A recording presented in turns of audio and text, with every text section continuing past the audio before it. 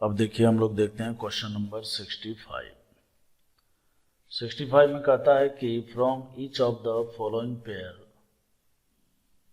The compound will react the faster with the sodium iodide in acetone. अब sodium iodide इन acetone जो है आपको पता है कि एसीटोन देखिए क्या है, एक पोलर अप्रोटिक सॉल्वेंट, ठीक है। और पोलर अप्रोटिक सॉल्वेंट जो है ये SN2 को फेवर करता है। ये तो सॉल्वेंट के हिसाब से बात किया। दूसरा आयोडीन जो है I- जो है ये क्या है, ये भी एक स्ट्रॉन्ग न्यूक्लियोफाइल के कैटेगरी में आता है, ठीक है। तो कुल मिलाकर बात यह है कि SN2 के हिसाब से हमें सोचना है। देखिए पहला में क्या कहता है, 2 क्लोरोप्रोपेन, इस तरह से दिया हुआ है, यहाँ पर क्लोरीन है। फिर कहता है 2 ब्रोमोप्रोपेन, ठीक। तो दूसरे पोजीशन पर ही देखिए क्लोरीन लगा हुआ है, ब्रोमीन लगा हुआ है और SN2 अटैक होना है। तो इन दोनों में से जो अच्छा लिविंग ग्रुप होगा उसका रेट फास्टर हो जाएगा, ठीक है, क्योंकि कंपाउंड तो सेम है। तो हम जानते हैं कि Cl- और Br- में Br का लिविंग टेंडेंसी ज़्यादा अच्छा है, ठीक है ना, ये एक ज़्यादा अच्छा लिविंग ग्रुप है। कैसे? तो हम लोग जानते हैं कि वीकर वेज गुड लिविंग ग्रुप, ठीक है, और Kb जो है वो इन्वर्सली प्रोपोर्शनल होता है साइज के, ठीक है। तो बेसिक स्ट्रेंथ जो है Cl- का ज़्यादा अच्छा है Br- से, तो लिविंग ग्रुप जो है Br- ज़्यादा अच्छा है। Logic number 1। लॉजिक नंबर 2, वैसे भी सोचिए इलेक्ट्रोनिगेटिविटी के हिसाब से, तो कार्बन और क्लोरीन में क्लोरीन और ब्रोमीन में क्लोरीन ज़्यादा इलेक्ट्रोनिगेटिव है, तो ये बॉन्ड ज़्यादा मजबूत होगा और ये बॉन्ड तो कम मजबूत होगा, तो इसका रेट जो है ज़्यादा हो जाएगा, मतलब फर्स्ट में हो जाएगा 2 का। अब सेकेंड में बात कीजिए, तो सेकेंड में देखिए यहाँ पर दिया हुआ है 1 ब्रोमोब्यूटेन, तो इस तरह से जो है आप 1 ब्रोमोब्यूटेन बना लीजिए। फिर देखिए कहता है 2 ब्रोमोब्यूटेन, 2 ब्रोमोब्यूटेन, इस तरह से हमने ब्रोमो बना लिया। अब हम जानते हैं कि यहाँ पर देखिए ये कौन सा है, ये तो ये 1 डिग्री का अल्काइल हैलाइड है और ये 2 डिग्री का अल्काइल हैलाइड है, ठीक है। और चूंकि SN2 अटैक होना है तो SN2 अटैक जो है लेस क्राउडेड पर फास्टली अटैक होता है, और वैसे भी आप जानते हो कि 1 डिग्री फास्ट देता है, फिर 2 डिग्री, 3 डिग्री, क्यों? क्राउडिंग बढ़ता जाता है तो रेट जो है उसका कम होता जाएगा, तो इसमें जो है आपको 3 का ज़्यादा मिलेगा। तो पेयर ए में जो है आपका 2 हो गया और पेयर बी में ये 3 वाला हो गया, तो इस तरह से 2, 3 इसका करेक्ट आंसर है। क्वेश्चन नंबर 66, इसमें कहता है एमंग द गिवन हैलाइड्स, है ना, इसमें आपको SN1 और SN2 दोनों रिएक्शन कराने हैं, और कहता है कि बताइए कौन कौन सा कंपाउंड है जिसमें SN1 और SN2 दोनों प्रोडक्ट आपको सेम मिलने वाले हैं, ठीक है। सबसे पहले हम देखिए ऑप्शन नंबर 3 के बारे में बात कीजिए। तो ऑप्शन नंबर 3 में देखिए 2 डिग्री का अल्काइल हैलाइड है, तो 2 डिग्री का अल्काइल हैलाइड है, अगर हम इसमें SN1 करवाते हैं तो कार्बोकेटायन बनेगा और कोई प्रकार का रीअरेंजमेंट नहीं संभव है, ठीक है। तो कहने का मतलब यह है कि यहाँ पर जो है जो न्यूक्लियोफाइल है वो यहीं पर अटैक होगा, और SN2 में तो कोई रीअरेंजमेंट वाली चांस ही नहीं है, ठीक है। 2 डिग्री का अल्काइल हैलाइड है तो रिएक्शन भी होगा। तो ऑप्शन नंबर 3 में जो है चाहे SN1 हो या SN2 हो, दोनों में प्रोडक्ट सेम मिलने वाले, ठीक है। अब ऑप्शन नंबर 4 में आइए। 4 में देखिए इस तरह से दिया हुआ है, ठीक, और यहाँ ब्रोमीन है। सबसे पहले हम बात करते हैं SN1। तो SN1 में आपको पता है कि इस वाले पोजीशन पर बनेगा कार्बोकेटायन, ठीक है। तो कार्बोकेटायन में देखिए कोई रीअरेंजमेंट नहीं होना है, इसका मतलब न्यूक्लियोफाइल यहीं पर अटैक होगा, ठीक है। और SN2 में तो बैक अटैक होता है, तो यहीं से ब्रोमीन निकलेगा और यहीं पर न्यूक्लियोफाइल जुड़ जाएगा, ठीक है। तो ऑप्शन नंबर 4 में भी जो है SN1 और SN2 दोनों से प्रोडक्ट सेम मिलने वाला है। अब जैसे 2 में बात कीजिए, 2 में देखिए यहाँ पर जैसे ही यहाँ से क्लोरीन निकलेगा तो यहाँ पर जो है कार्बोकेटायन बनेगा, ठीक है।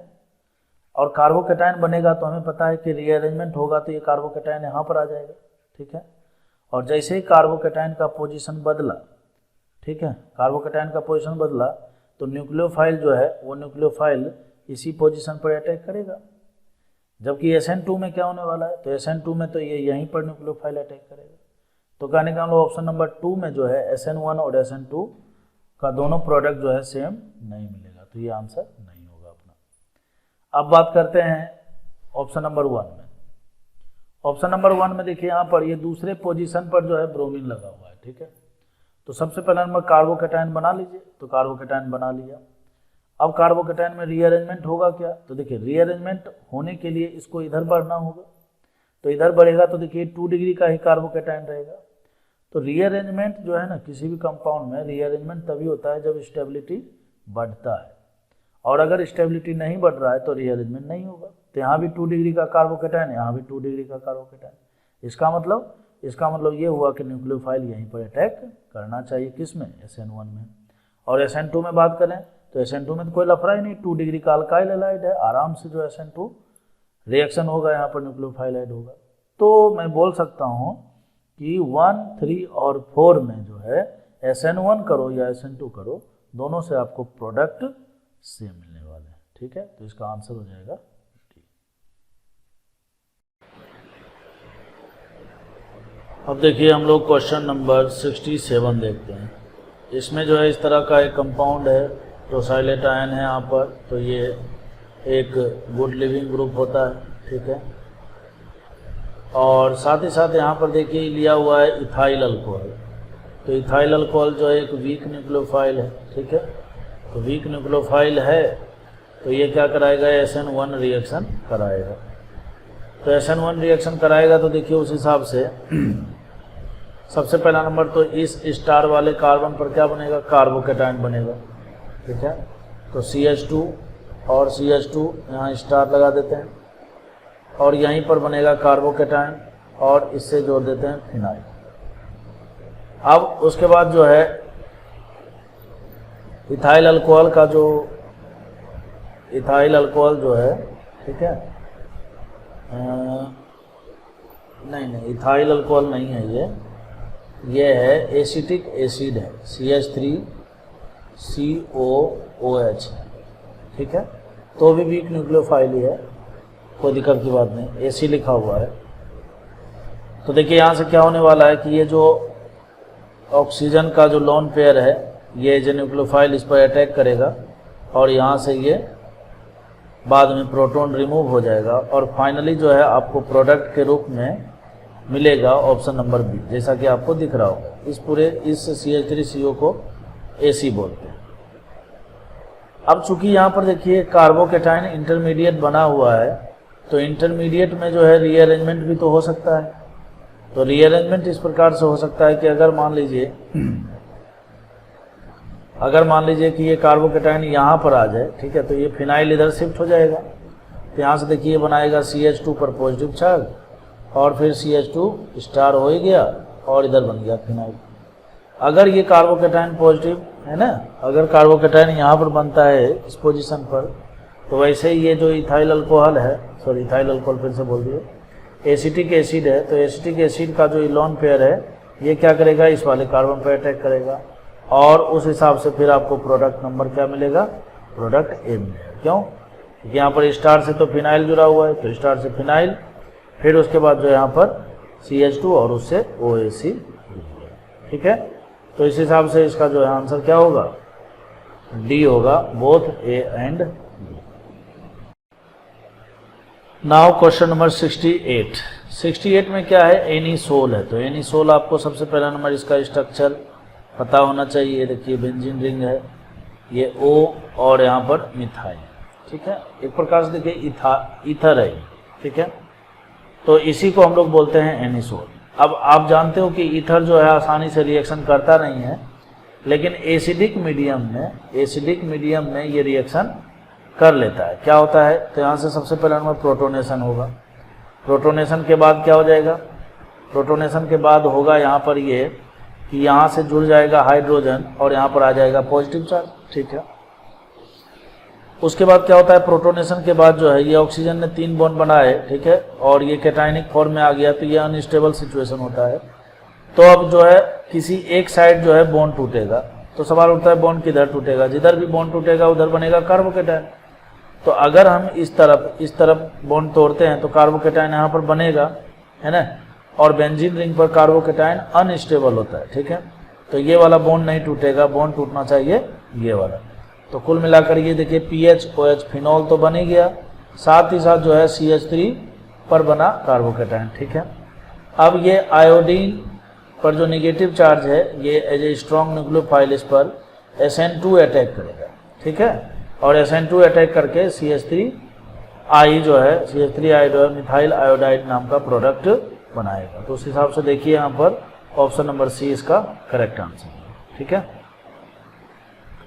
अब हम लोग बात करते हैं क्वेश्चन नंबर 69 को लेकर। क्वेश्चन नंबर 69 में देखिए यहाँ पर बोलता है कि NaCN है। तो NaCN हम जानते हैं कि CN- एक स्ट्रॉन्ग न्यूक्लियोफाइल है और स्ट्रॉन्ग न्यूक्लियोफाइल जो है SN2 को फेवर करता है, और क्वेश्चन में बोल भी दिया है SN2 ही देखना है आपको। अब देखिए ये तो ईथर है, तो ईथर तो देखिए पहला नंबर तो आसानी से रिएक्शन करता नहीं है, ठीक है। लेकिन अगर मीडियम एसिडिक हो तो ये रिएक्शन कर सकता है, लेकिन ऐसा कुछ भी दिया हुआ नहीं है, ठीक है। और वैसे भी देखिए यहाँ पर जो है ये वाला जो कार्बन है वो 3 डिग्री का कार्बन है, और 3 डिग्री कार्बन जो है SN2 रिएक्शन फेवर नहीं करता है, मतलब यहाँ पर क्राउडिंग के कारण जो है रेट बहुत ही ज़्यादा स्लो होता है। अब ये जो OTS है इसको टोसाइलेट आयन बोलते हैं, ये वेरी गुड लिविंग ग्रुप होता है, ठीक है, बहुत ही अच्छा लिविंग ग्रुप है, बहुत अच्छा लिविंग ग्रुप है। तो ये क्या करेगा, ये देखिए 2 डिग्री का कार्बन है और 2 डिग्री पर SN2 जो है बहुत ही आसानी से हो जाता है, कोई दिक्कत की बात नहीं। यहाँ पर भी देखिए ईथर ही है, तो फर्स्ट भी ईथर और ये भी ईथर, और ईथर जो है एसिडिक मीडियम में रिएक्शन करता है, तो यहाँ कुछ भी ऐसा दिया हुआ नहीं है, ठीक है। तो इसके बारे में फिलहाल अभी नहीं सोचना है हमें बी और डी के बारे में।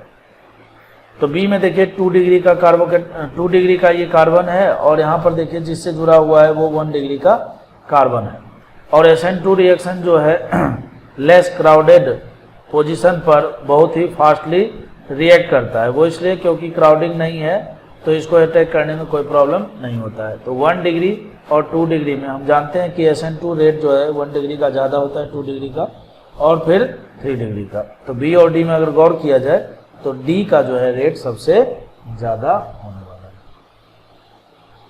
समझ गए बात को। अगर देखिए ये सब TS भी होता है ना, ठीक है, जैसे OMe दिया हुआ है, तो OMe तो ये एक मिथाइल हो गया, एसिडिक मीडियम में अगर बात कर रहा होता तो फिर कार्बोकेटायन बनाते, तो फिर वो बात ही अलग हो जाता है, ठीक है। तो कुल मिलाकर क्वेश्चन नंबर 69 का option number D correct answer.